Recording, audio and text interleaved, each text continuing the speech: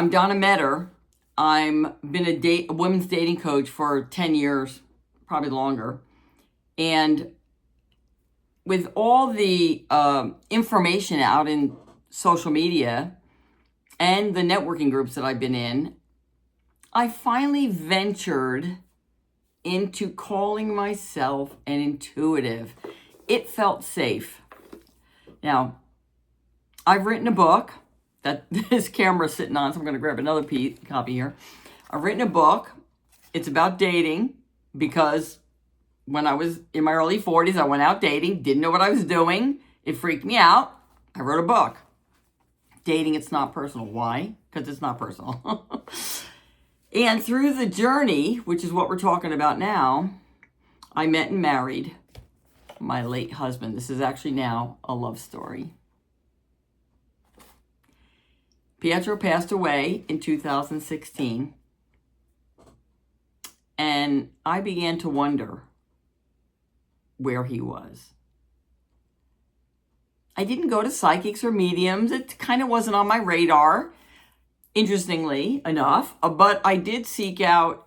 I had heard about Abraham Hicks. I started to listen to her every day and started to feel into how could I be more aware of Pietro. Now, there's a lot of stories going on that I may have shared in previous videos as well. And I did feel Pietro. I did feel him. I did hear him. I did have very mystical experiences. Still never dawned on me that I could be a medium or that I would be a medium. I thought you had to be born a medium. And I had heard Suzanne Giesemann for the first time ever on an interview. I discovered her and heard her say, you don't have to be born a medium to be one. What? And I knew in my heart that it was something I wanted to seek out. What had also happened around that time was my mother passed away. So now I even had more purpose. I was still doubtful. I didn't think I could be, what made me think I could be a medium? I mean, I was just venturing into the idea that I was intuitive. So I had intuition. Everybody I thought has intuition. That's not true. But my lack of belief and understanding brought me to a place of thinking, okay, well, I have intuition. And so I stepped out as a dating intuitive. As a woman's dating coach, I thought that would be really wonderful to be able to convey through intuition because I always have. I didn't know I wasn't doing, I didn't know I was doing that. I just didn't understand. And so now I put words to it.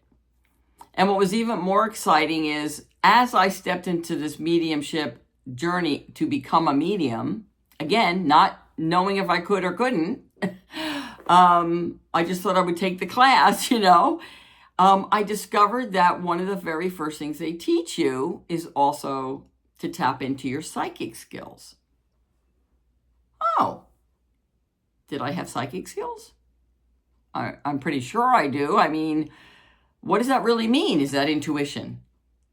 And what I came to find out is that, again, I didn't know if I was going to be a medium or if I could be a medium. I didn't know if everybody had the ability. And I discovered that all mediums are psychics, but not all psychics are mediums. That was interesting. And I didn't know I could turn on the psychic ability purposefully.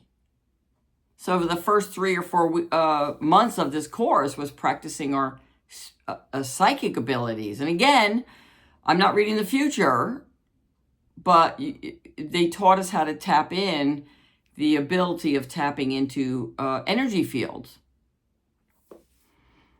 Okay. And so the very first psychic reading I gave, I was between 95 and 100% correct. Think about that. I didn't even know I could do it. I saw images. I had sensations. I tapped into this woman's very specific energy field. Incredible. And things started to come to me like, oh, I've been doing that my whole life. That's what that's called? Oh, that's what that's called? I didn't know I had the ability. I'm not going to call it a gift because I think everybody has it. You could if you would like. A gift is something you give away, but then you have plenty of. It's kind of like love. You can keep giving it away and you still have it. It's wonderful. But I think an ability or a desire to hone the skill. How about that? A desire to hone the skill. So my very first psychic reading was not about the future. It was about the past and the present and learning that. Wow. I didn't know. Again, I thought you had to be born one. And I always had intuition, sensitivities.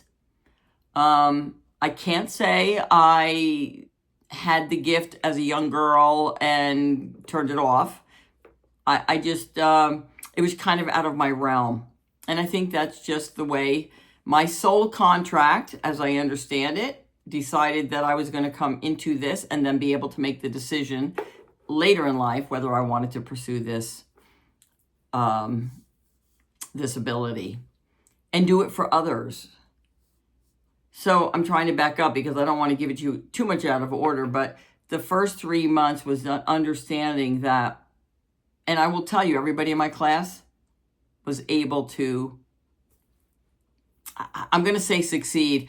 We were able to bring that that ability forward, every single one of us. So that was interesting, right? Wow. Like, do you know if you have psychic abilities? Do you know what that means?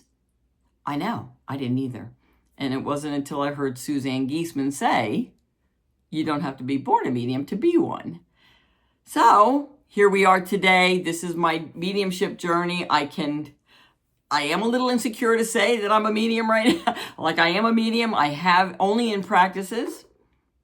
But the fact that I can do that and it's real, it conveys to me and I'm able to bring healing to people and to people in the spirit world fills my heart and soul, which is why I'm here, why I'm doing it.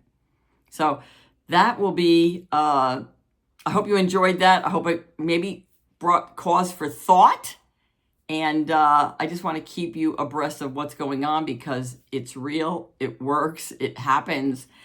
And I'm not asking you to believe, but boy, oh boy, I'm doing it. I'm actually doing it. Have a great weekend and thanks for pulling up a seat.